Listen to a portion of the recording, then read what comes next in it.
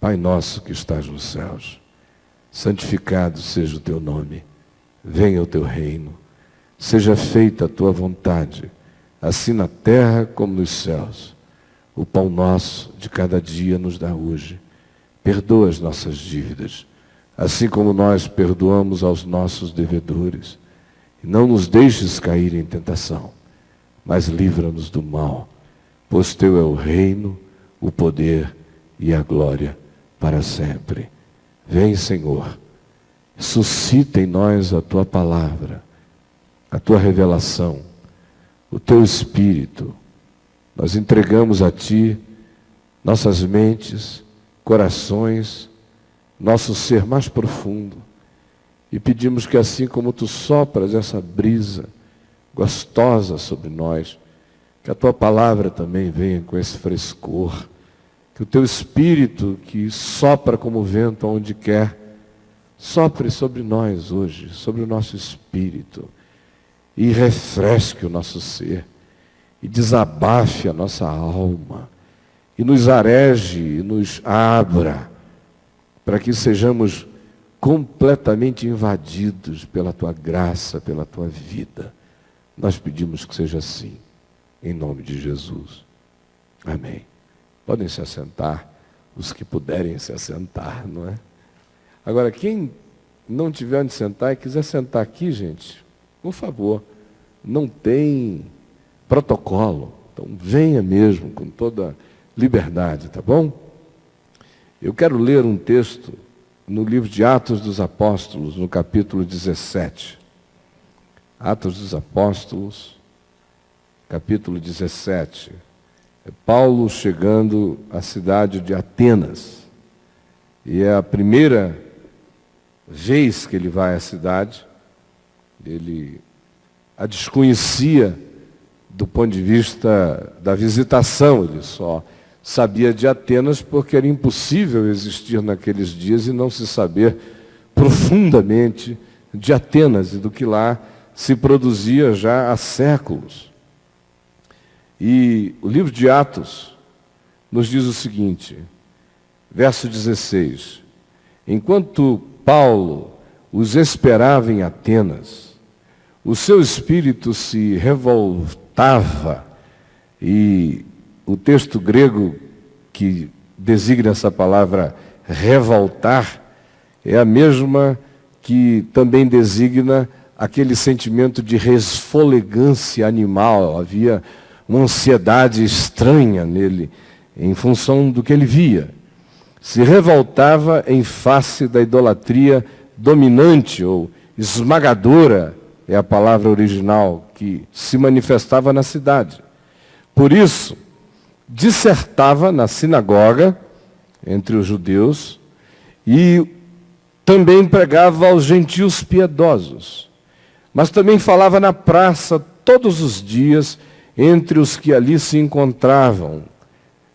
E alguns dos filósofos epicureus e estoicos contendiam com ele, havendo quem perguntasse: que quer dizer esse tagarela? E outros: parece pregador de estranhos deuses, pois pregava a Jesus e a ressurreição. Então, tomando-o consigo, o levaram ao Areópago, dizendo: podemos saber que nova doutrina é essa que ensinas, posto que nos trazes aos ouvidos coisas estranhas, querendo saber o que vem a ser isto. Pois todos os de Atenas e os estrangeiros residentes de outra coisa não cuidavam, senão de ouvir as últimas novidades. Então Paulo, levantando-se no meio do Areópago, disse: senhores atenienses, em tudo vos vejo acentuadamente religiosos, porque passando e observando os objetos do vosso culto, encontrei também um altar no qual está inscrito: ao Deus desconhecido.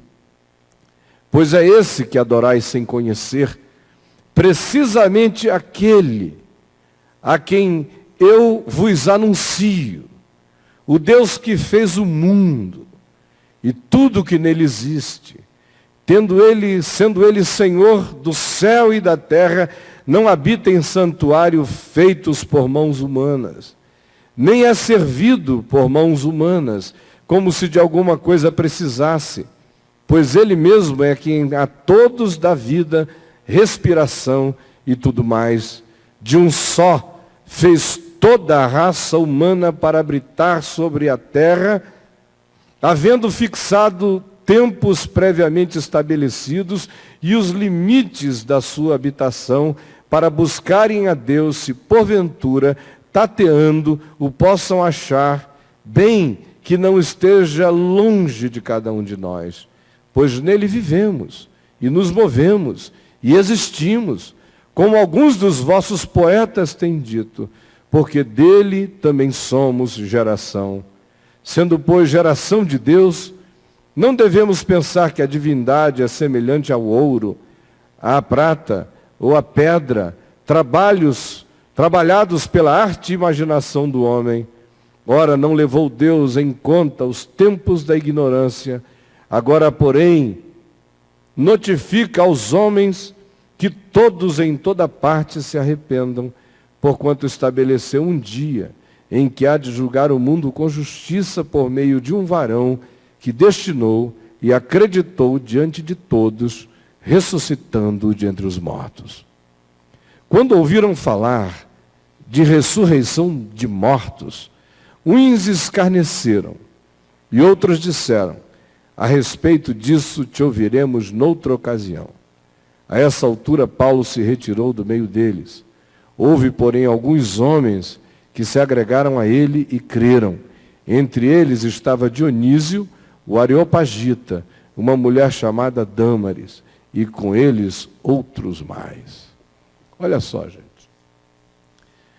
A história vocês acabaram de ouvir, e eu não vou repeti-la porque seria redundante, o texto é autoexplicativo. Mas o que chama a atenção é o que não está dito.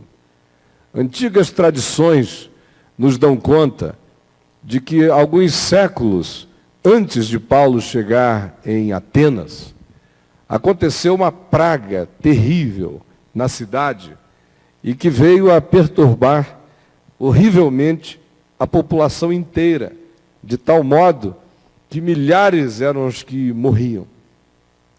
E a mortandade graçando, os sacerdotes foram todos convocados para explicar o morticínio, num lugar carregado de um imaginário totalmente tomado por figuras divinas, por uma quantidade enorme de divindades, todos eles ligados em fé a um panteão enorme de alternativas divinas, queriam saber qual era o Deus enraivecido e cuja ira precisava ser aplacada para que aquela desgraça fosse ali estancada. Essa era a consciência antiga, absolutamente dependente de humores celestiais que não correspondiam a divindades, mas apenas aos caprichos da própria natureza. A natureza, nos seus caprichos, foi muito frequentemente interpretada como sendo um instrumento de juízo, castigo e esmagamento divino, vinganças celestiais contra a perversão humana, a gente sabe disso. E aí, mais uma vez essa interpretação entra em curso. Eles querem saber qual Deus a ser aplacado. E os sacerdotes convocados iniciaram rituais os mais diferentes para os deuses todos que havia no panteão grego. E a praga não cessava. E depois de tentativas muitas e intensas, eles pararam embasbacados, perplexos, impotentes, frustrados, sem ter o que dizer, e disseram à população: deve ser um Deus que a gente não conhece, que está fazendo isso. Um Deus que não consta no nosso panteão. Provavelmente um maior do que todos esses que nós conhecemos. Por que nós não oferecemos um sacrifício aqui no panteão a esse Deus que nós não sabemos o nome, mas que certamente está sobre todos os deuses, pedindo a Ele que faça cessar a praga. E assim foi feito. E a praga cessou. E eles, não tendo a quem fazer referência, erigiram esse altar, e que nele estava inscrita esta frase que Paulo aqui menciona, quando diz: passando e observando os objetos do vosso culto, encontrei também um altar no qual está inscrito ao Deus desconhecido. Pois é precisamente esse que adorais sem conhecer, aquele que eu vos anuncio. O Deus que criou o mundo, o céu, a terra e tudo que neles há, que a todos dá vida, que fez de cada um de nós sua própria geração, que permite que a sua bondade se manifeste sobre a terra de tal modo que os homens tenham ideias, percepções, insights, iluminações, discernimentos e respostas acerca disso, sem que nem mesmo percebam o quão profundamente instigados por Deus eles são o tempo todo. Porque a razão é simples, explica Paulo, porque nele nós nos movemos, existimos e respiramos. Ele não está longe de cada um de nós, embora a maioria de nós em relação a ele ande tateando. E disse: eu estou aqui justamente para falar desse que um dia foi objeto desse interesse absolutamente inominável, porque vocês simplesmente foram objeto de uma graça que lhes era desconhecida, e é acerca dessa graça desconhecida que eu estou aqui para falar. Desse Deus que vocês adoram sem saber quem é. E então, ao final, afirmou que essa revelação de Deus se havia consumado, estabelecido de maneira definitiva em Jesus, que é aquele que ressuscitou de entre os mortos. Aí, quando eles ouviram falar em ressurreição dos mortos, uns escarneceram, outros disseram: tá legal, valeu, mas a gente vai deixar para te ouvir numa outra ocasião. E apenas uma moçadinha pequena seguiu a Paulo, mas entre eles o Areopagita, porque essa conversa toda aconteceu no Areópago, que fica na subida para a Acrópole de Atenas. Aí você diz: bom, legal, uma história bonita, mas o que isso tem a ver comigo hoje à noite? Eu estou aqui e sou cristão, ou nasci num ocidente de cultura judaico-cristã, ou eu fui batizado na igreja católica por convicção dos meus pais, que acabou virando minha convicção, ou na igreja protestante ou evangélica das mais diversas matizes. Depois de um tempo eu fui me tornando uma outra coisa, mas eu ainda faço essa confissão nominal, cultural, de que eu sou cristão, de alguma matiz. Outros, no entanto, se sentem até afrontados com essa minha afirmação, porque dizem: eu sou cristão mesmo, comprometido, participo de uma igreja, dou o meu dízimo, frequento com regularidade, bato ponto espiritual 2, 3 vezes por semana lá, recebo os eflúvios abençoados do convívio. Por isto, eu não estou nesta categoria. Mas eu só queria dizer para você o seguinte: essa aqui não é uma assembleia de gregos, esse não é o panteão romano, aqui não estão os filósofos epicureus e estoicos, que eram aqueles que contendiam com Paulo, os epicureus com seu materialismo radical, os estoicos com a sua atitude cética e absolutamente resignada, e praticantes de uma ética sem esperança, viviam apenas o momento com aquela expectativa de praticar toda sorte de negações que os livrassem de alguma manifestação de um desejo que se transformasse numa ansiedade e que produzisse uma alma inquietada. Em outras palavras, era uma espécie de budismo grego. Esse era o pessoal que estava ali contendendo com Paulo. Nenhum desses está presente aqui necessariamente com essa formatação de consciência. Aqui entre nós, a situação é outra. Mas aqui entre nós, provavelmente, não seja diferente o fato de que a maioria de nós adora aquele que não conheceu. E disso eu estou falando de todos, por uma razão simples. Você pode dizer que Deus estava em Cristo reconciliando consigo o mundo.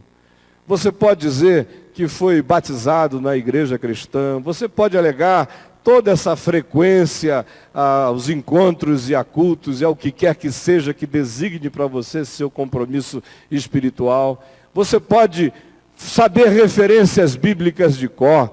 Você pode recitá-las. Você pode pregar. Você pode ser ministro. Você pode ser pastor. E ainda assim está adorando aquele a quem você não conheceu. Com a boca cheia do nome de Jesus. Babando o nome de Jesus. Falando em Jesus o dia inteiro, sem nunca tê-lo conhecido. Aí você diz, desculpa, será que você não está tornando esse caminho muito mais estreito do que é necessário? Não é melhor você lidar com a pressuposição de que se o cara, de fato, recebeu um label de água na cabeça ou um afogamento batismal, ele é um cristão, e se ele mantém a frequência e tenta andar conforme os ditames, ele é um cristão? E eu lhe digo, não.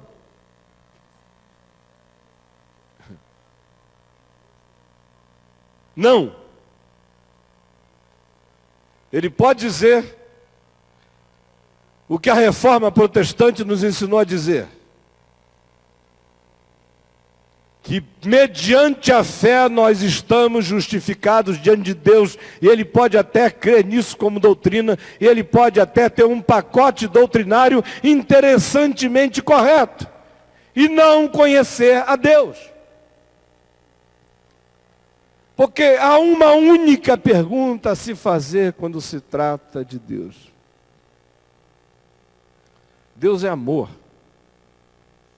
Aquele que ama, conhece a Deus. Aquele que não ama, não conhece a Deus. Porque Deus é amor. Com relação a Deus, há só uma segunda questão a ser feita. Se essa tua fé te fez conhecer a Deus, a pergunta que resta é só uma. O teu coração está em paz? Paz para viver? Paz para morrer? Paz para abraçar os que nascem? Paz para sepultar os que morrem? Paz para ganhar? Paz para perder? Paz no possuir? Paz na escassez? Teu coração já conheceu de algum modo essa paz para você ser? A paz que traz ao seu coração o contentamento de poder dizer, eu estou grato por ser quem eu sou. A paz que faz com que todos os valores exteriores se tornem completamente relativos, porque o que importa é tê-la, porque sem que se atenha qualquer outra coisa que se possua do lado de fora, significa simplesmente que a coisa vai nos possuir e nem nós, não nós a coisa, porque a tentativa de possuir sem paz no coração nos faz sempre escravos daquilo que a gente pensa que está possuindo. Por isso a vida fica agrilhoada aos humores da existência. Se você perde, você se desespera. Se você ganha, você se torna eufórico, mas você em momento algum experimenta paz.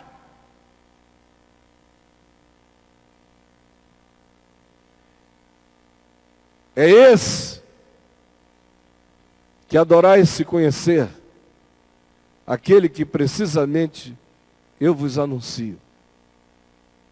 Esse em quem nós nos movemos, existimos e respiramos.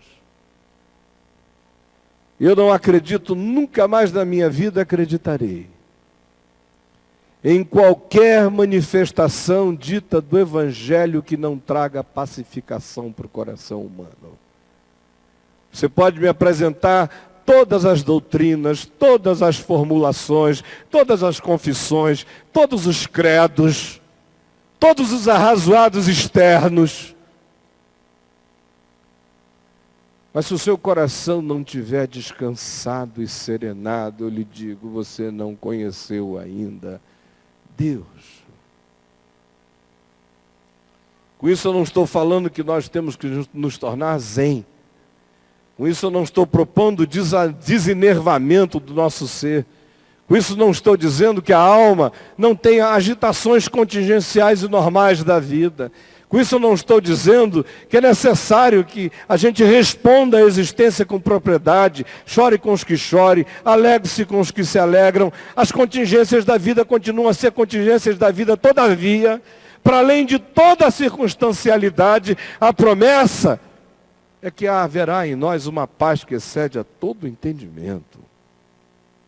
E mais do que isso, de que essa paz é resultado da consciência do amor de Deus e do encontro com Ele. E essa consciência é fruto de uma convicção em fé, e que se instala em nós como um bem existencial,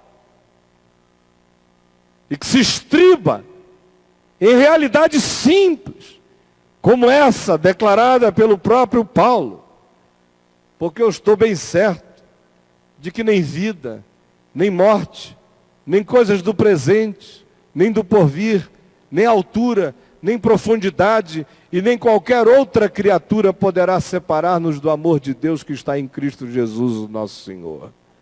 Quando o coração creu nisto, mergulha nisto, experimenta isso, prova isto,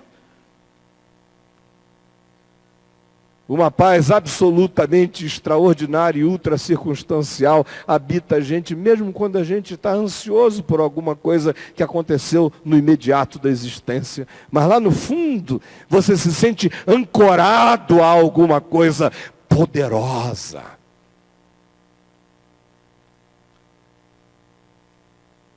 Queria que você se perguntasse hoje à noite, se no panteão do seu culto, do qual foram retirados todos os deuses nomináveis, ficando apenas Jesus, a quem você doutrinariamente confessa como Deus, mas nunca conheceu como bem para o seu ser. No máximo, a maioria experimenta o Evangelho como uma doutrina de amestramento para a conduta e pensa que isso é vida com Deus, mas isso é apenas obra de amestramento, é behaviorismo cristão. Eu estou falando é de conhecer paz para viver e morrer, é estar liberto da fobia da morte, para poder usufruir as possibilidades da vida. E isso só acontece com a gente quando a gente de fato usufrui como bem para a própria existência aquele em quem a gente vive, respira e existe. A grande ironia é esta. Paulo está dizendo, nele nós nos movemos, existimos e respiramos. A nossa existência, mesmo naquilo que signifique os momentos, atos e gestos mais estranhos e bizarros do nosso comportamento, ou das nossas pulsões que se transformam em movimentos na vida, ainda estão alimentadas por Deus. Essa é a grande e bizarra manifestação de Deus. Porque até o absolutamente alienado usufrui, como diz o livro de Jó, porque se Deus pensasse só em si e retirasse da criação o seu espírito, toda a carne a uma expiraria, e toda a relva secaria, e toda a vida se reduziria ao nada. Você está pisando em vida. Um fogo queima e crepita vida. Tudo que nos cerca é vida. A gente respira vida. A gente ama os filhos, isso é vida. A gente é capaz de amar alguém, se apaixonar, isto é vida. A gente é capaz de comer, sentir prazer, isto é vida.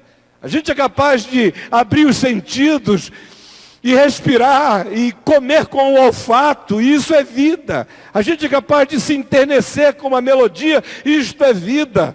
A gente é capaz de gostar do sabor de um beijo, isto é vida. A gente é capaz de se solidarizar com a dor do outro, isto é vida. E isso tudo só é possível em Deus, de modo que a gente come Deus, vive Deus, experimenta Deus o dia inteiro, apenas não conhece a Deus. E quando adora, mesmo quando se o adora em nome de Jesus, na maioria das vezes o Jesus acerca do qual nós falamos não corresponde ao Jesus do Evangelho. Portanto, trata-se apenas de uma construção mental apelidada de Jesus. E o Deus que a gente constrói para além de Jesus, para ser o Pai, aquele que acerca de quem Jesus faz a mediação, é um ser tão apavorante, estranho, grotesco, irado, maligno, hostil, caprichoso, perverso, que diz que é amor só para seduzir a gente. O cara chega, ele te aplica outra lei e te esmaga e diz: olha, eu amei o mundo de tal maneira para que todo aquele que crê em mim não pereça, e quem não crê em mim, eu vou descer o cacete. Esse é o amor de Deus?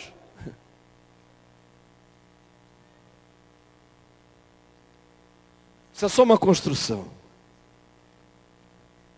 Eu estou falando de conhecer a Deus, de conhecer a Jesus, de experimentar o conhecimento de Deus, não como alguma coisa mental apenas. A mente é o tapume dessa experiência. A mente é a burrice dessa experiência. A mente ainda é a toperice dessa experiência. Eu estou falando de um outro nível. Jesus não disse: Deus é mente, e importa que os seus adoradores o conheçam mentalmente e numa verdade dialeticamente proposta. Ele simplesmente disse: Deus é espírito. E importa que os seus adoradores o adorem em espírito e em verdade. Nós estamos sendo convidados para experimentarmos o bem que nos cerca. Não na natureza imediata apenas e externa a nós, mas experimentarmos o fato de que qualquer coisa que pulsa como vida em nós é graça divina. E essa coisa só pulsa desassistida, solta, confusa, inquieta e aflita, como diz Paulo, porque a gente ainda está tateando no escuro, buscando, mas não achou. Está andando como quem tateia. O nosso altar ao Deus desconhecido tem um nome cristão. Mas o nome Jesus significa só um nome. Se o nome Jesus não corresponder a quem Jesus é. Você pode até botar escrito no altar Jesus com neon. Mas se isso não se traduzir em paz, em abraço do amor de Deus, em tranquilidade interior, resultado da consciência de que você está nele e é nele, e que o amor dele habita a sua vida, você nunca vai poder experimentar esse em quem você vive, se move, respira e existe, como um bem para a sua existência. Ao contrário, você vai viver a vida tateando, ainda que seja tateando em nome de Jesus. O que ele disse aos gregos foi isso. Eu não tenho a menor dúvida que se Paulo chegasse hoje para os cristãos brasileiros, ele iria dizer outra coisa. Passei e observei uma quantidade enorme de igrejas, e de portas abertas, e de cultos cheios de gestuais, e de aeróbicas de canções movimentadas. Participei e vi quantidade enorme de programas que há nos canais de televisão de vocês. Passei e vi como vocês usam o nome de Jesus e não conheceram a Jesus. Como vocês, em nome de Jesus, oferecem a Deus como um pacote para compra e venda. Como vocês fizeram um negócio da fé. Como vocês têm o nome de Jesus e não conhecem a Deus. Entre nós, ele iria dizer o oposto. Passei e vi que vocês sabem o nome daquele em quem Deus se revelou, só não experimentaram como Deus para vocês em graça. Só não experimentaram como amor. Esse a quem vocês pensam que conhecem, e a quem atribuem todas as qualificações perniciosas de uma divindade caprichosa, que barganha, que é hostil, não é aquele acerca de quem eu vos anuncio. Aquele acerca de quem eu vos anuncio é misericórdia, é graça, é convite permanente para o indivíduo mergulhar na confiança, crer de todo o coração que não há mais nenhuma ruptura, nenhuma interrupção, nenhum abismo, nenhum gap entre nós e Deus, porque em Cristo Deus se reconciliou com a humanidade é que não está sabendo ainda. A maioria de nós sabe disso como uma informação, a gente precisa experimentar isso agora como um benefício. Se Deus se reconciliou com o mundo em Cristo, pelo amor de Deus, pare de brigar, de lutar, de sofrer angustiado, em expectativas apavorantes com relação à celestialidade, a tal ponto que eu tenho encontrado uma quantidade imensa de pessoas que me dizem o seguinte: eu virei agnóstico apenas para não viver com aquela espada judaico-cristã de um Javé absolutamente indignável a qualquer momento que poderia me quebrar no meio. Aí o cara diz para eu não ficar neurótico, a psicanálise me aconselhou a esquecer isso. E quando eles me perguntam o que é que eu acho, eu digo, está certo. Porque esse aí é o diabo. Não é esse aquele a quem eu vos anuncio. O que eu vos anuncio está reconciliado com o mundo. E quer que todo homem, em toda parte, se arrependa. Se arrependa do seu endurecimento, do seu entupimento. Mude de mente. Entenda que Deus não pode estar confinado a coisas, a ouro, a prata, a fetiche, a trocas, a barganhas, a altares, a sacrifícios, a coisas imantadas. Ele quer ser aquele que Ele é. Ele quer apenas que a gente o conheça desse modo. A gente vive, existe, respira nele. Ele quer agora apenas que nós que usufruímos disto como bem natural, usufruamos essa graça como bem espiritual. Ele quer que o benefício espiritual seja tão natural como respirar. Que experimentar confiança nele seja absolutamente mais decididamente sólido do que pisar nesse chão. Alguém hoje aqui, enquanto esteve sentado, teve alguma dúvida acerca da possibilidade desse chão ceder durante esse culto e a gente ser tragado pela terra? Alguém teve essa suspeição? Rolou essa aflição aqui no coração de alguém? Pelo amor de Deus, o cara confia no chão. Não confia na rocha eterna? Alguém hoje aqui teve algum tipo de agorafobia? Aberto aqui ao ar livre, sentiu que não podia respirar? Esse mal existe com uma possibilidade muito mais frequente de manifestação aqui. Mas ninguém teve. Até porque aqueles que têm dificilmente teriam aceito o convite para vir aqui, a gente tem que visitá-los em casa.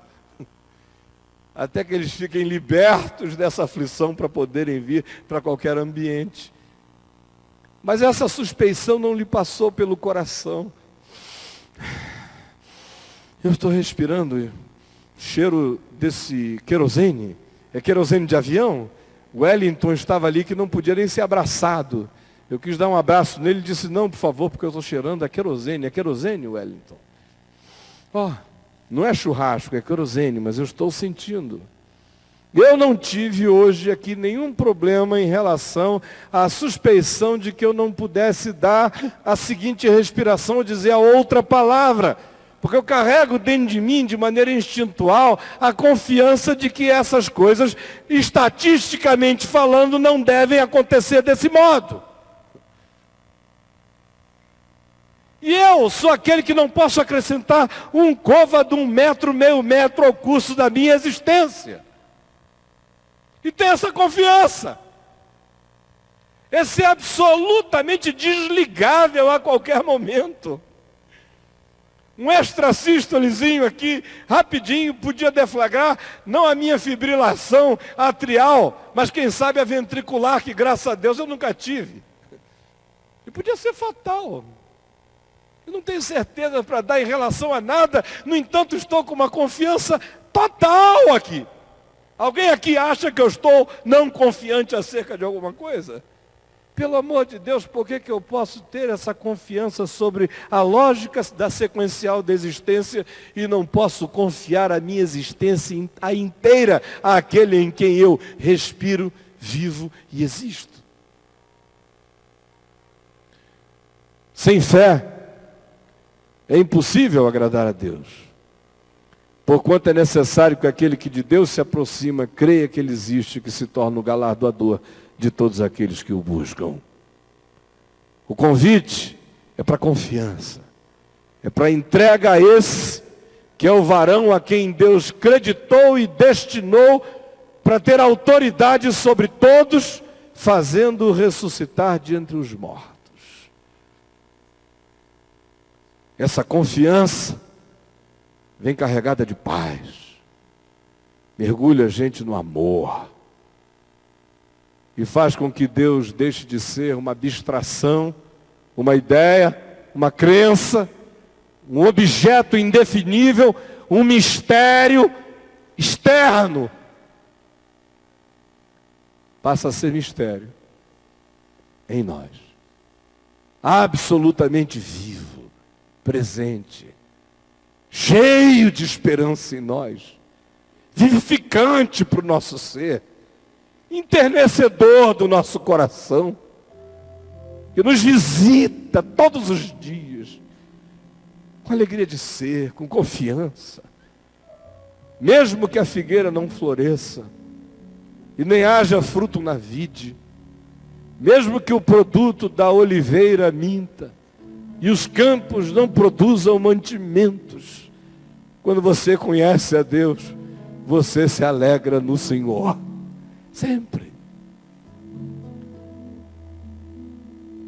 Aquele a quem conheceis o nome, e dizeis adorar, e ainda não conheceis, porque o conheceis apenas como nome, como história, o conheceis segundo a carne, o conheceis de uma vida que vai do presépio a uma ressurreição testemunhada apenas como milagre histórico.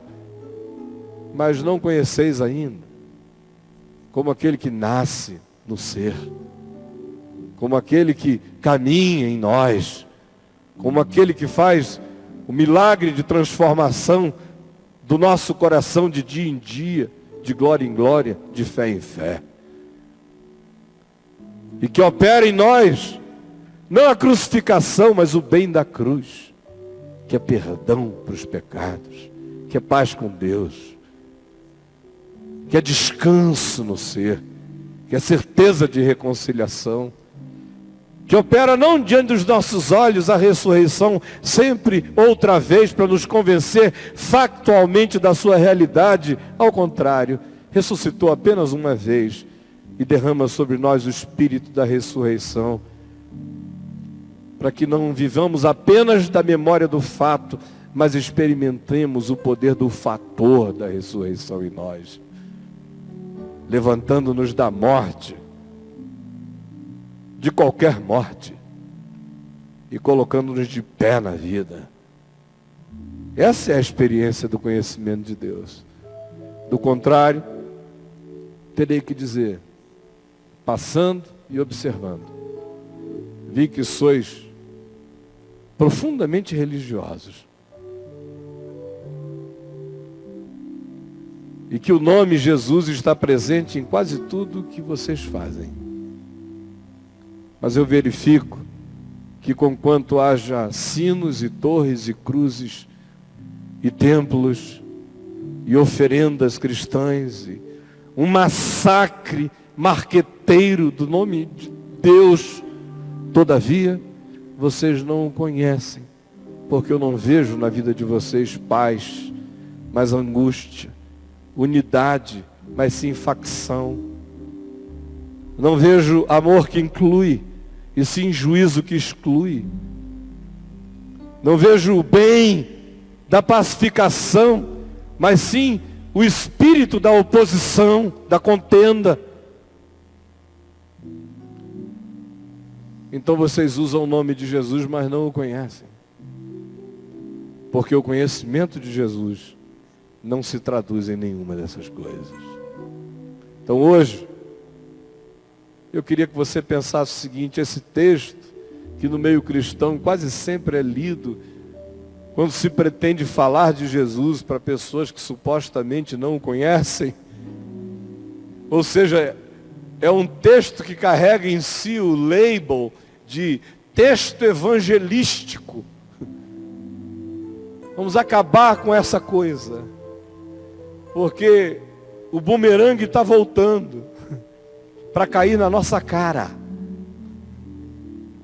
e para nos perguntar de novo se, apesar de todas essas significações e simbolizações externas relacionadas a Deus e a Jesus, se alguma dessas coisas guarda qualquer relação de realidade com a promessa de Deus a ser cumprida no coração daquele que crê, que é paz, e que é a experiência do amor de Deus, em confiança, que nos ajuda a andar sem medo, porque o perfeito amor lança fora o medo. Vamos ficar em pé.